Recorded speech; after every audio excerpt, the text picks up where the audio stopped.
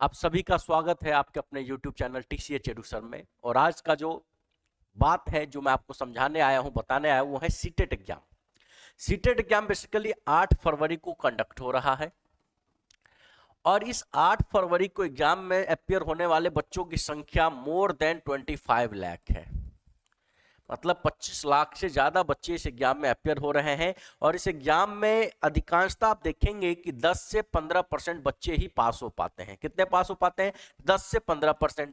अब आप इस 10-15% में अपने आप को कैसे शामिल करें, इस पे ज्यादा महत्वपूर्ण है, क्योंकि तैयारी तो सभी लोग कर रहे हैं। कुछ ऐसे भी फॉर्म भर देते हैं जो सिर्फ अपियरिंग है या जो डीएलएड में एडमिशन लिए हैं या जो अभी एडमिशन सेकेंड ईयर में है, लेकिन परीक्षा वो भी देंगे और परीक्षा जो तैयारी बेहतरीन कर रहा है वो भी देगा।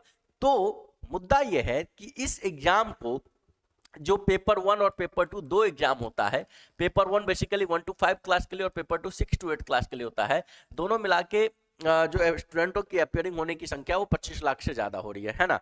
तो अब इसमें जिसमें 150 में से दो तरह से पास होता है। जो जनरल कैटेगरी में है वो 90 मार्क्स पे, या जो ओबीसी या अदर कोई भी कैटेगरी में है वो सब किस में आ जाएंगे? 82.5, मतलब 82 मार्क्स आता है तो आप क्वालिफाई हो जाते हैं।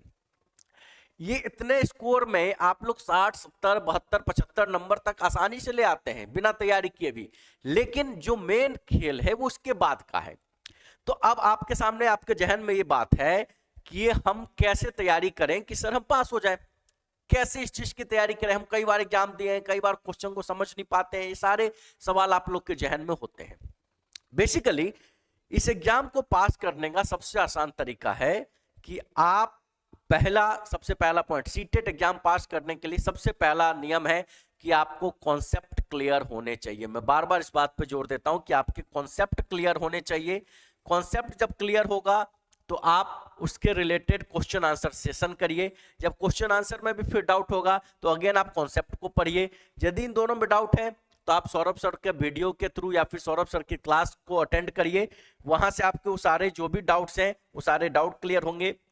डाउट सेशन का बहुत इंपॉर्टेंट रोल होता है, क्योंकि बच्चे मेहनत करते हैं, सब मेहनत कर रहे हैं, आप लोग अच्छे से मेहनत कर रहे हैं, लेकिन फिर भी कुछ ऐसे टॉपिक्स होते हैं जिसमें डाउट और कंफ्यूजन बार बार होता है। तो ऐसे में डाउट सेशन भी बहुत हेल्पफुल होता है बच्चों के लिए। तो जो सीटेट एग्जाम पास करने के लिए पहला नियम हो गया कि आपके कॉन्सेप्ट क्लियर होने चाहिए। यदि कॉन्सेप्ट क्लियर है तो आप आसानी से किसी भी तरह के क्वेश्चन को बना पाते हैं। साथ ही साथ आपको mock test, set practice, test series ये ज्वाइन करना चाहिए और उसमें आपको टाइम मैनेजमेंट सीखना होगा कि कैसे 2.5 घंटे में हम 150 क्वेश्चन को बना सके, है ना। पर क्वेश्चन 1 मिनट एग्जाम में टाइम दिया जाता है और उसमें आपको बहुत अच्छे से उन सभी क्वेश्चनों को अटेम्प्ट करना है ताकि आप उसमें पास हो सके।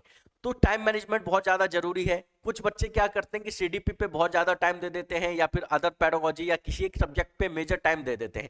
ऐसा नहीं करना है। बिल्कुल आपको टाइम मैनेजमेंट यही सीखना है कि किसी एक सब्जेक्ट को पूरा मेजर टाइम आप नहीं दें, बल्कि सभी सब्जेक्ट को इक्वल समझें और उसके बाद उस पे सब्जेक्ट वाइज टाइम बांट लें और उतने देर में उस सब्जेक्ट को एनी हाउ सॉल्व करने का प्रयास करें।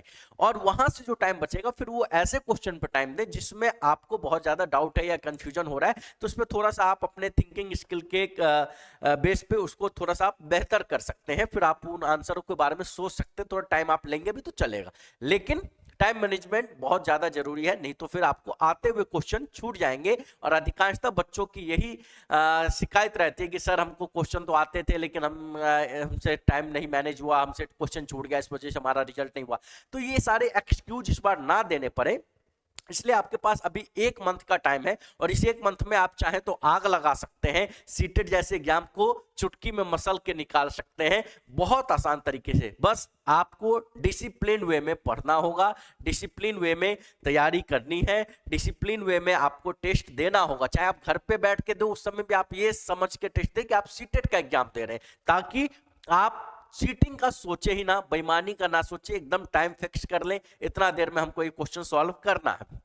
और धीरे धीरे मैं ये चीज बताऊंगा कि कौन से सब्जेक्ट को पहले सॉल्व करें, किस लेवल के क्वेश्चन को पहले देखें, किस लेवल का क्वेश्चन आने वाला है, क्योंकि एग्जाम में इजी भी आ सकता है, मॉडरेट भी आ सकता है, हाई भी आ सकता है। तो आपको तीनों लेवल के क्वेश्चन आते रहने चाहिए। ऐसा नहीं कि आपको हाई लेवल का क्वेश्चन कॉन्सेप्ट बेस्ड तो समझ आ रहा है लेकिन जो डायरेक्ट क्वेश्चन है वो आपसे नहीं बन रहा है, तो भी हो सकता है आपका रिजल्ट ना हो।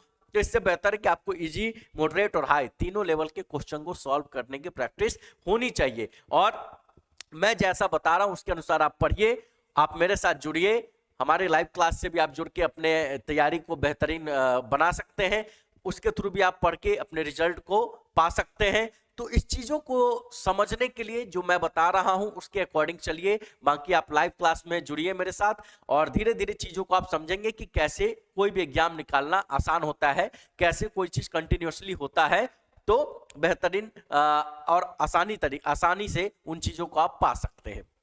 तो करत करत अभ्यास ते जरमत होत सुजान, रसरी आवत जाते सिल पर परत निशान।